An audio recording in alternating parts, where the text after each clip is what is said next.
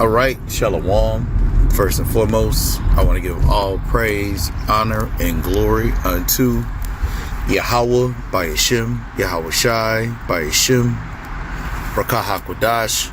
Double honors to the apostles, the bishops, and elders of great millstone, rule and teach well. And peace and salutation unto the hopeful elect, the 1/3 of Yashar Allah, upholding the laws, statutes, and commandments to the best of their ability. Peace and salutation. This is the brother Bakwasha, and just in transit on the way to plantation. But over the past couple days, just been meditating on a specific word, and it applies only to the elect, okay, of the nation of Israel, okay, which is obedience. And I would say that these holy scriptures only apply to the elect of Yashar Allah, okay? And the reason why I wanted to go into this word obedience is because obedience is an element of faith, okay? And especially in this hellhole, you know, what happens is all of these influences of wickedness and this sinful kingdom, okay, are all around us. And especially as this place is nearing the brink of destruction, the only thing that Esau has is the flesh to continue to disrupt that alignment that is with the hopeful elect and Yahweh by Shem Yahweh Shai. And so there were a couple of precepts that came to mind, so I'm just gonna share a few of those real quick. But ultimately, you know, obedience is a resource. It's a tool. It's an ally, okay? And because it is, it shows the difference of those that are servants of Yahweh by Shem Yahweh Shai versus those that are hindrances, you know, to this word. And so I'm gonna read this real quick. This is Romans chapter 5, verse 19. It says, "For as by one man's disobedience many were made sinners." Gee whiz. Salaki brothers. These Babylonians. It's almost like why would they even have lines or dashes on the highway, man?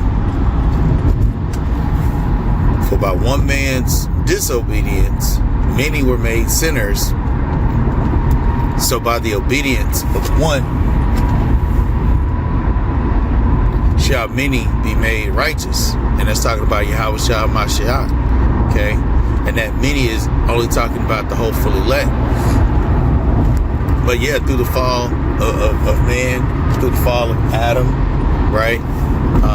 That transgression, you can even call it Eve, because Adam gets all the blame when really, as scripture says, it was the woman that was at fault, you know.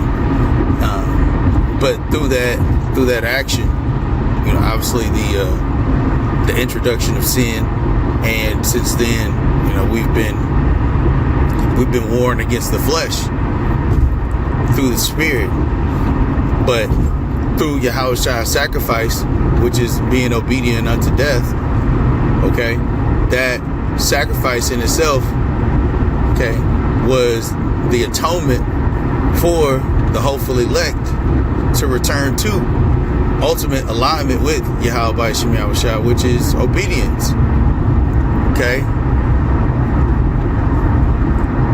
And I'm gonna bring this out. This is Romans 6:16. It says, "Know ye not to whom ye yield yourselves servants?" And this is the spirit, because I wanted to bring this out the other day out on the highways and byways. It says, "Know ye not that to whom ye yield yourselves servants to obey, his servants ye are to whom ye obey, whether of sin unto death or obedience, or of obedience unto righteousness." And so, you know, this captivity in which we're in the obedience that the hopeful elect has is of the highest level because it's unto righteousness. You know, denying the flesh, putting off the ways and the affairs of this world, keeping our spirit separate or holy or sanctified from these abominations, from these idols. We all obey. The only difference is the hopeful elect obey the words of Yahweh B'Yishim Yahushua to the best of their ability, whereas 2/3 obey Esau, the so-called white man. And that's why their trust, as scripture says, their trust in the shadow of Egypt shall be their shame. Because when you trust something, you're obeying the principles of it. And only here in Babylon let me clean that up. 2/3 have always rebelled against Yahweh B'Yishim Yahushua, which means that they're obedient unto Esau, the so-called white man, being the devil. Okay? So obedience in itself is a resource. It's an ally. It's a strength. Okay? But where are you aligning that obedience determines the outcome. Okay? Let me see here. I'm going to bring out one more about Yahweh Shai. This is Hebrews 5, verse 8. It says, though he were a son, yet learned obedience by the things which he suffered.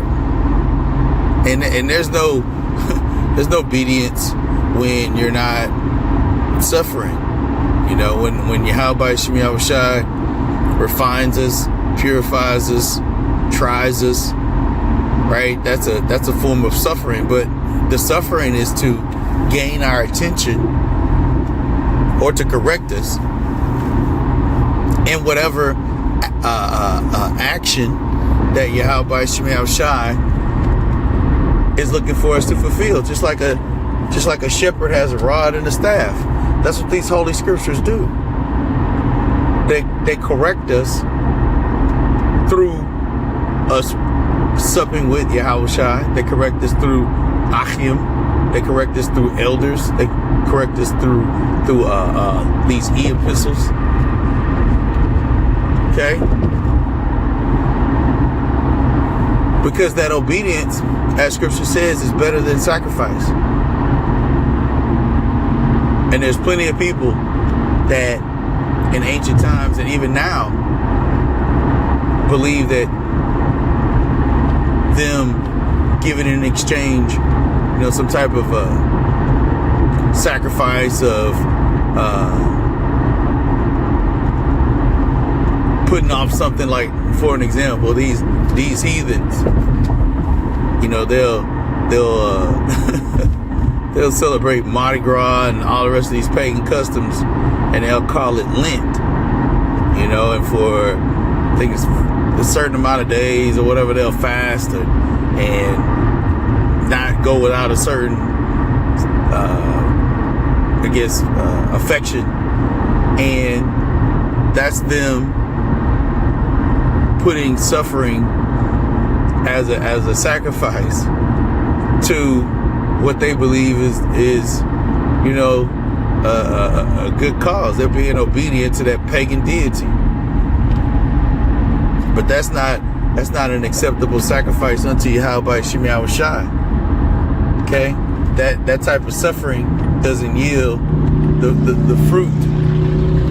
That type of suffering doesn't yield the fruit that Yahweh B'Yishim Yahushua is looking for.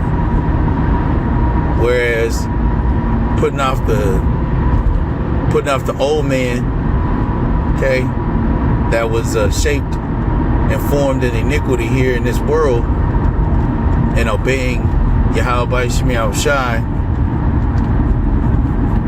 that's the sacrifice that is acceptable. But above that sacrifice is obedience. And that's why even, because you can't even make your body a living sacrifice unless you're obeying Yahweh Shem Yahushai. And so likewise, Yahushai, he was obedient unto death. And likewise, we, the servants of Yahweh Shem Yahushai, the hopefully elect, as scripture says, whether we live or whether we die, we are unto Yahweh Shem Yahushai. So that obedience is one of the highest forms of reverence. And through that reverence, Yahweh Shem Yahushai acknowledges that. And so just wanted to share a couple of those words through the Spirit. Like I said, just quick in transit. Lord will, it was edifying for the elect. And until next time, Shalom.